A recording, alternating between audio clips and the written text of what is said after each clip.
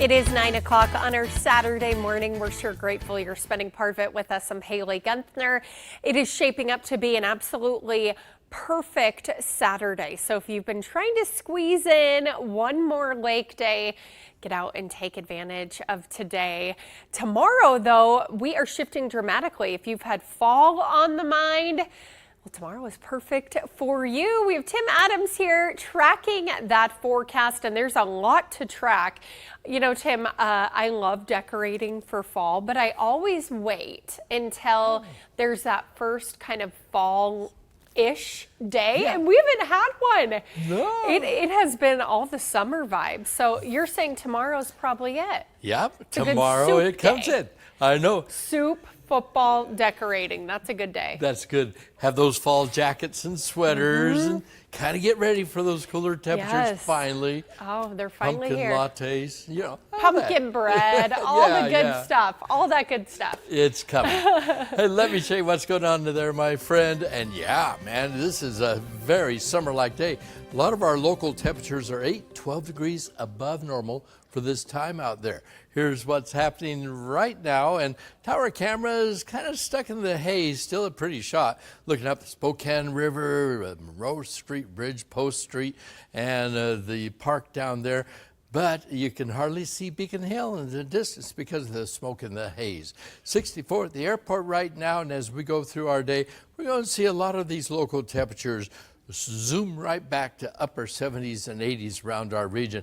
Air quality wise, we're right on the fringe of marginal air quality out there, so sensitive folks need to be a little bit careful. The showers we had over the last few days are way off to the east of us now, to the other side of the Continental Divide. And just off the coast, we have a storm moving in. The winds are from the southwest moving to northeast. So a lot of the smoke from our local fires being carried up to the north and the northeast in this computer forecast as we go through our day. So today, shooting about 86 degrees in the metropolitan area, a good 12 degrees above normal for a lot of our region. And when I come back in a few minutes, we'll talk about those showers moving in overnight tonight and into our Sunday to finish up the weekend. Tim, thank you. Well, calling for unity after yet another disturbing act of political violence in our country. Utah's governor with a plea to end what he calls a dark chapter in our history. Here's NBC's Gabe Gutierrez with the latest. Just minutes after announcing the arrest of the suspect police say killed Charlie Kirk. It is an attack on all of us. This cuts to the very foundation of who we are. An urgent call to lower the temperature. That's the problem with political violence, is it metastasizes, because we can always point the finger at the other side. And at some point, we have to find an off-ramp. Utah Governor Spencer Cox calling the moment much bigger than one person's assassination. I absolutely believe that this is a watershed in American history, yes. The question is what kind of watershed? And that chapter remains to be written. Is this the end of a dark chapter in our history or the beginning of a darker chapter in our history? Echoed by top Democrats. We just have to change the rhetorical nature of our debate. The president also remembering Kirk. He was an advocate of nonviolence. That's the way I'd like to see people respond. Kirk's assassination at just 31 years old has devastated those who knew him. Charlie was a friend, but who's really hurting today is his family, you know. But it's also shaken people who disagreed with him. Kirk was killed while answering questions from people who did not share his views, like he often did at campus events. People like Hunter Kozak. It's awful, and a father doesn't have his kids anymore. Kozak was asking Kirk about gun violence the moment he was shot, now posting this plea. He's still a human being. Have we forgotten that? Are we crazy? Like, I stand by so little of everything that he said, but one of the things that he stood by was conversation. The president has ordered that flags remain at half-staff in honor of Kirk through Sunday evening.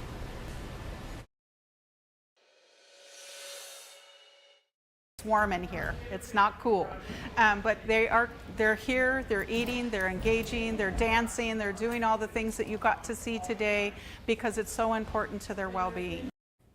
Loneliness can be so harmful to our health. Curbing it is just one of countless ways the Corbin Senior Activity Center helps our community, and they are doing it in less than desirable conditions these days. Their AC is out, and the furnace is so outdated it will not get them through another winter. It's compromising a space that gives so much hope and love and healing.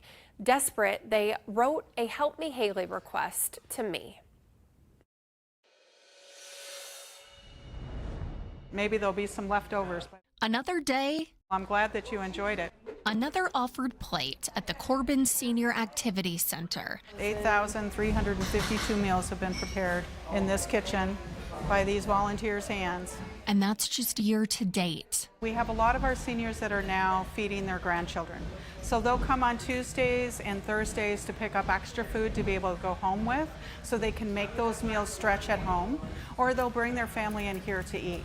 Sometimes it's the difference between can I afford my medications and do I get to eat this week? And the facility doesn't just cover food. There's exercise, shopping, and most importantly, companionship. So many of the people need some place to go. For volunteer Teresa Phillips, any time here is time well spent. Very, very fulfilling. It makes me feel good, warm inside. But also these days, downright hot, sometimes too. Haley, this is our compressor.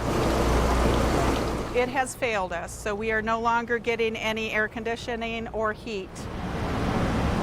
Yeah, this is the system here. It's more than 15 years old, so it's past its life expectancy, and they need to get it fully replaced. They've already put in more than $1,000 into repairs and upgrades, and now they're just beyond that point. That, of course, leaves staff and volunteers here extremely worried about the impact. The first bid was $27,000, and we just don't have that kind of money as a nonprofit. This has been my nightmare and my lack of sleep lately. Fans are a Band-Aid getting Corbin by for now, as their executive director closely eyes the forecast. I was going to close down because of the smoke. Chatted with a friend of mine, said don't stay open, run your fans, because sometimes their home environment may be worse than what you're offering them. And as hope for AC transitions into a need for heat in the coming weeks, her fears deepen. We need help. We need this taken care of so this environment can continue to go. Otherwise, I have to close down the building. Devastating many in our community. 1,400 members, 17 different zip codes. We are serving, we are doing God's work every single day. Work they need to continue for some of our most vulnerable. We don't say no to anyone. Haley Gunther, NonStop Local. And if you can help in any way at all, please connect with the Corbin staff directly. We have all the information that you need to connect with them under the Help Me Haley tab on our websites. Well, it's a big day down on the Palouse, the Kibbe Dome. It is their 50th anniversary this year, and there's a celebration game happening today as the Vandals take on Utah Tech. Vandal Village will be open for pregame starting at 11 a.m., so less than 2 hours out now. There will be live music, food, and appearances from the marching band and spirit squad. Plus, the University of Idaho Athletics shared that the team will actually be wearing special gold jerseys for the Dome's golden anniversary. Idaho Vandals really making headlines with their awesome uniforms this year. Game kicks off at 1 o'clock. If you plan to head down to Moscow, tickets are still available starting at about $23. But if you want to watch it from the comfort of your own home, you can do so by tuning in to SWX. We'll have all of the action live for you there. 9:09 on our Saturday, coming up on the weekend wake-up show. I know so many are thinking of, gosh, the start of fall, maybe Halloween, but we're trying to get you in the Thanksgiving spirit. It's because there's a wonderful nonprofit out of Coeur d'Alene working to fight hunger and feed hope. We'll have those details next.